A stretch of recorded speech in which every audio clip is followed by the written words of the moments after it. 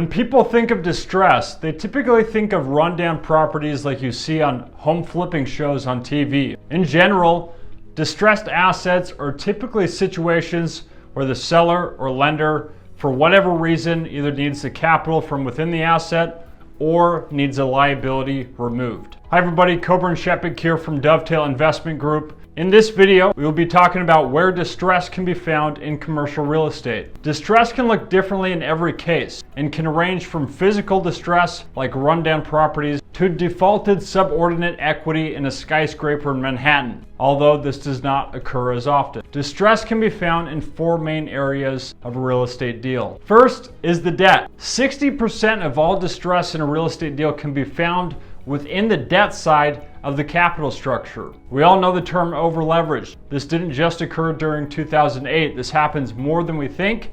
It just doesn't always present itself negatively right away. Sometimes it can take several years for this to present itself. A few examples of distressed debt would be maturity defaults, term defaults, or bank regulatory stress. Secondly is the operator. We've mentioned this a lot. The operator runs the show, hence 25% of distress in a real estate deal can be found within the operating team that manages the day-to-day operations. Typically, distress from the operator is caused by one or more of these three causes: weak, inexperienced, or an absent operating team. Next is the asset. 10% of distress can be found within the asset itself. Most people would think that this should be closer to the top of the list, but it's not. When distress is found within the asset itself, it usually lies within the key events not occurring, the property being unattractive, or not enough demand for the asset where it sits. Lastly is equity. Just 5% of distress in commercial real estate can be found within the equity portion of the capital structure. This usually occurs when there's debt problems and a default occurs on the equity.